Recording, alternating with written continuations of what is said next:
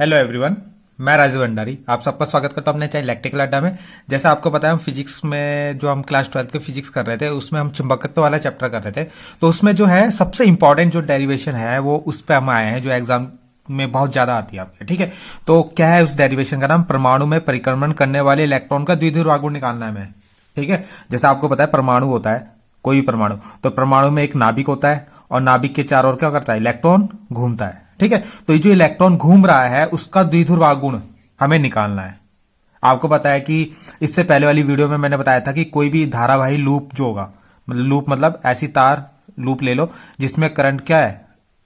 प्रवाहित हो रहा है, तो वो क्या बनाता है? एक द्विध्रुव आघूर्ण बनाता है आपका। ठीक है, तो वैसे हमें क्या करना है? परमाणु के अंदर देखना है। जैसे मान लो आपका एक परमाणु है ये, ठीक है, कोई भी परमाणु हो सकता है, हाइड्रोजन हो सकता है, नाइट्रोजन हो सकता है, कोई भी परमाणु।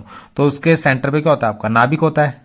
ठीक, और नाभिक के चारों ओर क्या करते हैं? अब ये कक्षा है जैसे, ठीक, अब आपको पता है नाभिक के चारों ओर कक्षाएं होती है, तो उनमें क्या होता है? इलेक्ट्रॉन घूमते हैं। तो सपोज एक इलेक्ट्रॉन ये घूम रहा है यहाँ पे, ठीक, तो जब ये इलेक्ट्रॉन यहाँ पे घूम रहा है और इसकी त्रिज्या कितनी त्रिज्या के की कक्षा पे घूम रहा है? ये आर त्रिज्या की कक्षा पे घूम रहा है।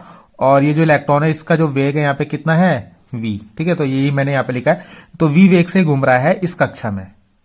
ठीक है, मान लो पहली कक्षा ही है, ऐसे इसके अंदर दूसरी कक्षा भी होंगे, वहां पे भी इलेक्ट्रॉन घूम रहे होंगे। तो कितनी वेलोसिटी से घूम रहा है? v वेग से घूम रहा है। तो ये जो v वेग से इलेक्ट्रॉन घूम रहा है, ये कितना चुंबकीय मतलब कितना द्विध्रुव आघूर्ण यहाँ पे बनाएगा वो हमें निकालना है। ठीक है, चुंबकीय द्विध्रुव आघूर्ण हमें इसका निकालना है। तो सबसे पहले आपको पता है जब इलेक्ट्रॉन घूम रहा है, तो इलेक्ट्रॉन जब घूमता है तो वहां से करंट प्रवाहित होती है। तो अगर हम विद्युत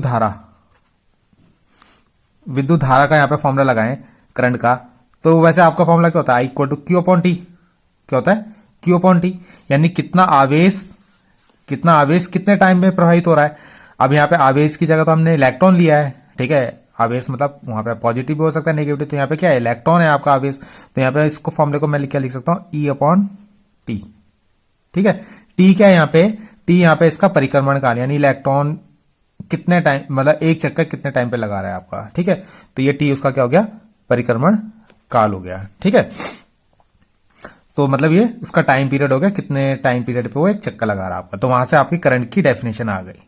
ठीक है, अब आपको यहाँ पे देखो, अगर आपको सपोज इस इलेक्ट्रॉन का परिक्रमण काल निकालना है, यानी टाइम निकालना है कि एक चक्कर मान लो यहां से स्टार्ट हुआ और एक चक्कर उसने कितने टाइम पे लगाया, तो अगर आपको यहाँ पे क्या निकालना है?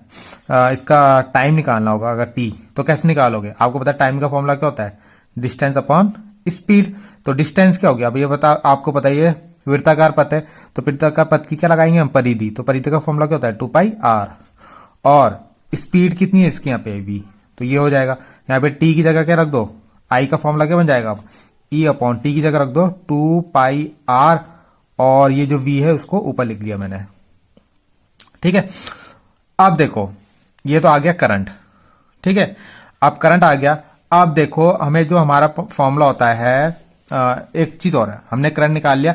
देखो हमारा फॉर्मूला जो होता है किसका? चुंबकीय द्विध्रुव आघूर्ण का, हमने पहले पढ़ा है m इक्वल टू IA। ठीक है, ये हमारा फॉर्मूला होता है। अब हमने इस चुंबकीय द्विध्रुव आघूर्ण के लिए जो हमें निकालना है, ठीक, उसका हमें करंट तो निकाल लिया, अब हमें क्षेत्रफल भी निकालना है। ठीक है, ठीक, तो हमें आई तो निकाल लिया, ए भी हमें निकालना है। अब आई तो हमने निकाल लिया, ए क्या होगा? अब आप ये बताओ, जब इलेक्ट्रॉन यहाँ पे घूम रहा है तो ये पूरी एक क्षेत्रफल तो बन रहा है ना, ये इसके अंदर को जो हो गया पूरा एक क्षेत्रफल हो गया। पहली कक्षा जो है ये पूरा एक क्षेत्रफल हो गया। तो यहाँ पे जो हम क्षेत्रफल निकालेंगे वो किस तरीके से निकाल